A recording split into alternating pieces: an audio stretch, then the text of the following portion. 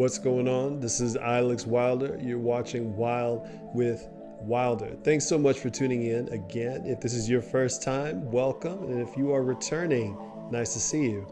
We're going to do a little bit of story time today. I want to tell you guys kind of a little bit about myself and why I'm so bullish on Veve right now. Like always, this is not financial advice. This is just things from my own particular perspective, my personal reasoning. And I figured that it'll be fun to kind of hear about one of the opportunities that I really missed out on that I definitely don't want to see that repeat. So be sure to like the video and subscribe so that we can continue on this train, and let's keep things going. What's up?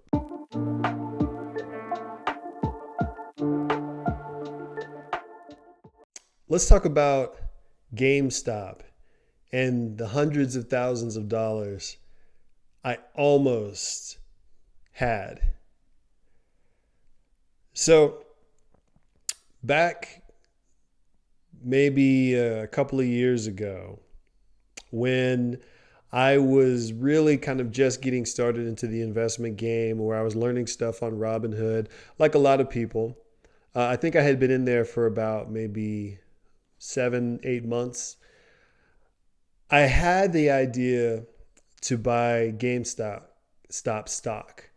Now, my reasoning was almost a little bit more non-professional. It was the notion of just like the popularity of GameStop, that despite a lot of the chatter surrounding like the working environment, people still flood and flock to those stores, both to apply and to work for on a local and corporate level, because you want to work around video games, especially if you're not a game developer. If you're not a programmer or you're not in that world, what are your real options if you love video games? You could be a tester, but your input isn't truly valued. You can be a, what do you call it? You can be a, God, I can't even think of a second job after tester, but I guess that's kind of it. You can be a tester, or you can kind of go into sales. You could kind of get into the writing about it on the media side. That's kind of where I'm at right now. But that's kind of all you can really do. So working at GameStop, it was really about being next to this hobby that you just have grown up with and that you love. And that was a lot of kind of like my reasoning. On top of that, I have had some not so great experiences at GameStop stores more consistently than some of the other secondhand retail stores. Something about the company culture was kind of ready to be redone and rebranded. And so my thinking when I was looking at the GameStop stock was, well, I'm learning. Let me try out my instinct on some stock that I think has only upside. And at the time, the stock was $3 and some change.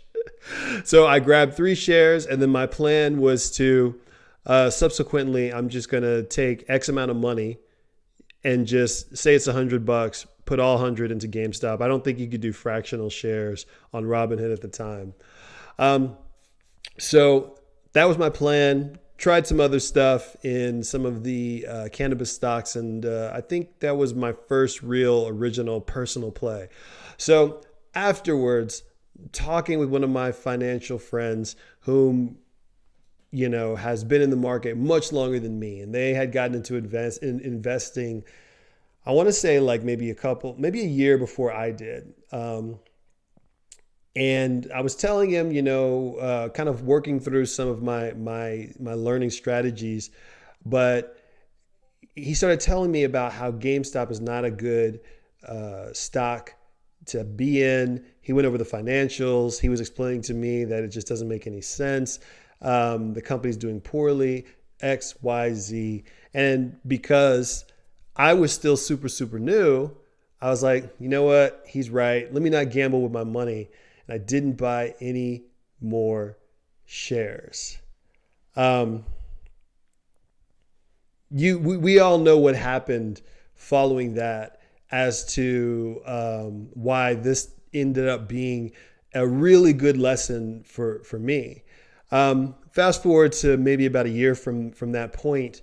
The pandemic is kind of in full effect. We're rolled over into the next year. It's 2021. And then all of a sudden, people are just really going to these investment platforms, and the GameStop app went up a little bit. It went up to like 20.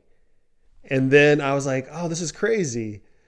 It went up a little bit. Cool. I made like $45. This is awesome. And then one day it went to like 47. And I was like, that's insane. And so that's when all the chatter like really started happening. Like I was there in those early, not super early. I was there in the Reddit forums and the Wall Street Bets forums right before it crossed over into mainstream. So I wasn't super early, but I was just before. GameStop prices are 40. I started reading due diligence heavily, and I realized that my instinct of how I thought human behavior was actually going to go was somewhat correlating with kind of like the flow of the GameStop stock, with where people's attention were going now, where all this discussion was going. And I was shocked, but I was like, well, too late. GameStop's already at about $45. It's going anywhere from 42, maybe 39 to 50, fluctuating. It's really volatile. It's super weird. At that point, I still didn't see the full picture. And this is the true lesson. And this is kind of why I'm kind of doing what I'm doing.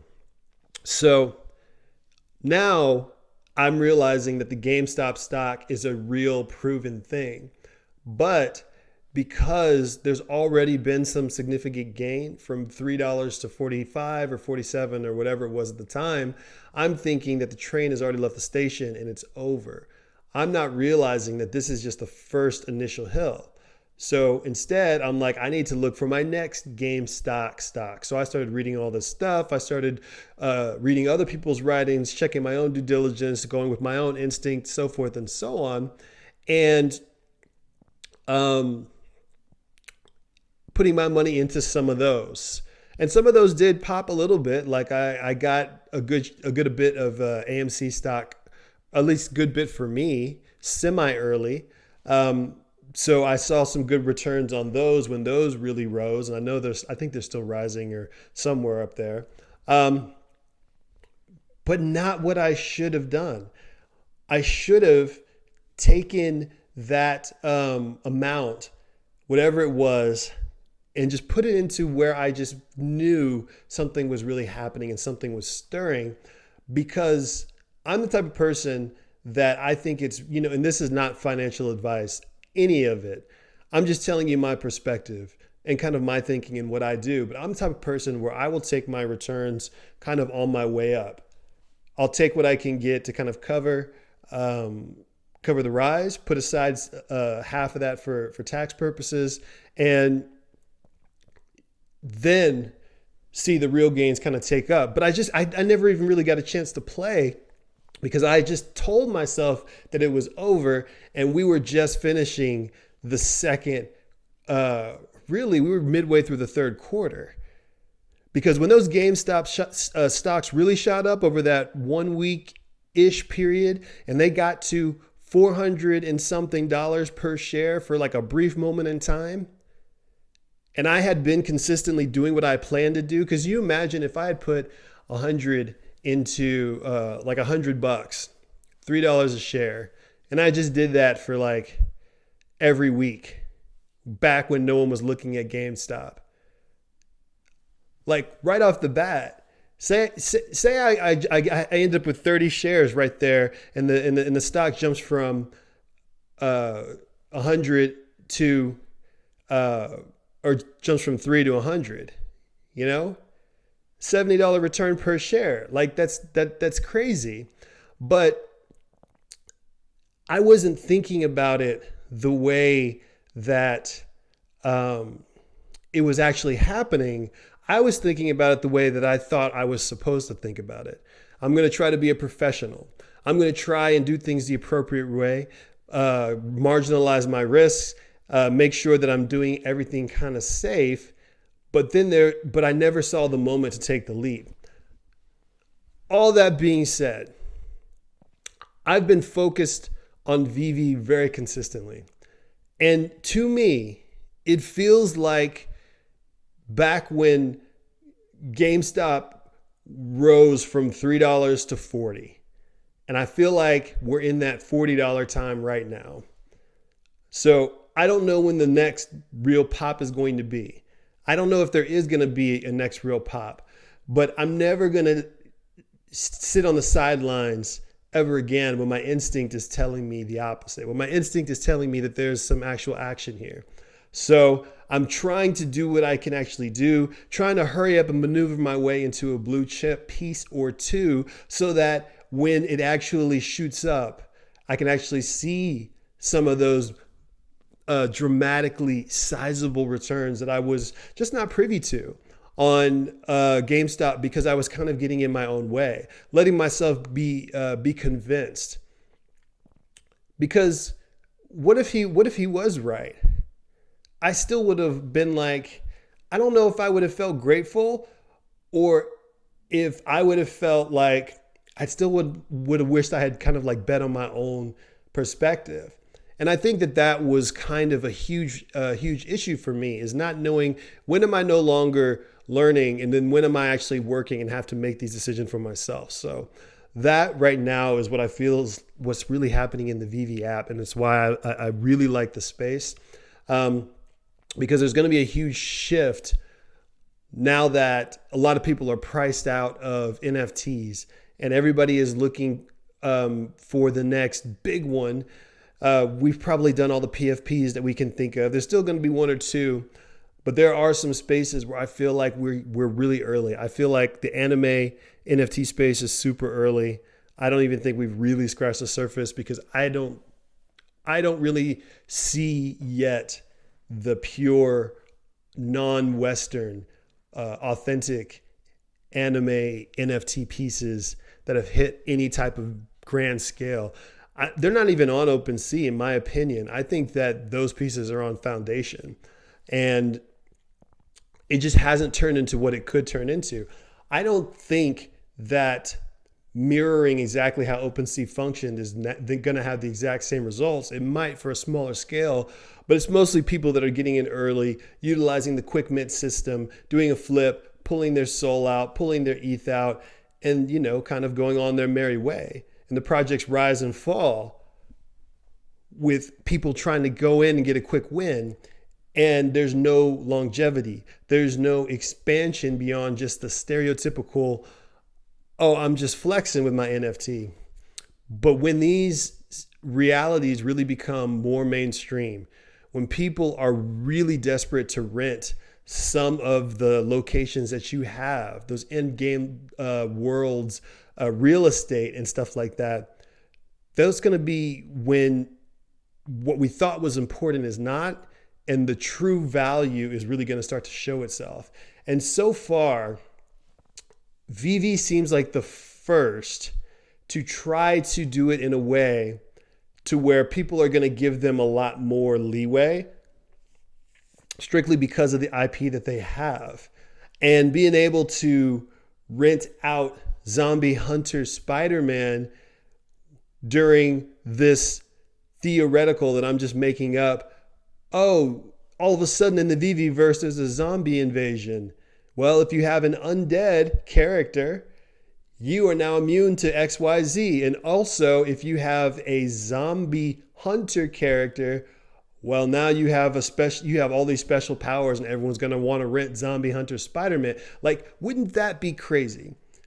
Now that's speculative, but that's just my instinct trying to make sense of what could happen, what might happen.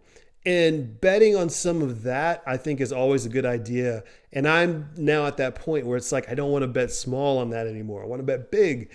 because I was right with GameStop. I was right. They had that nostalgia, even though they had issues. And they had the people that wanted to back them because of their love for their childhood. They associated it with GameStop.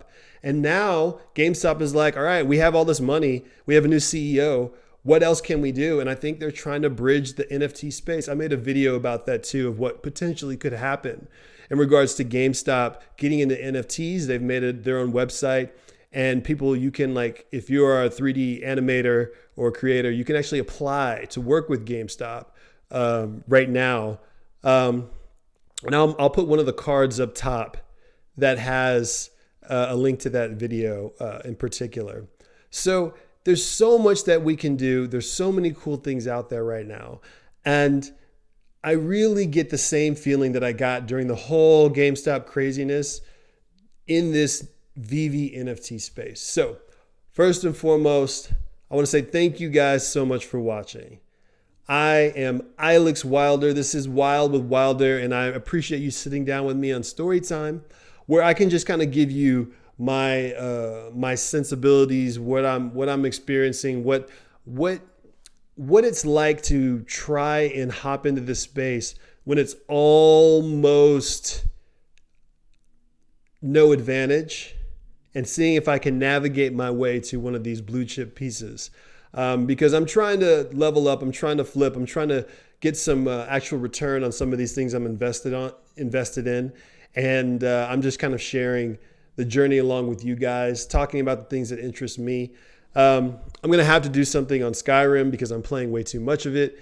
And I'm going to figure out how we can incorporate any and all of that in the video. So make sure you like and subscribe, because it really helps out the channel. Don't worry, I'm going to find some other ways for which you guys can support coming soon. But for now, just keep watching, keep sharing.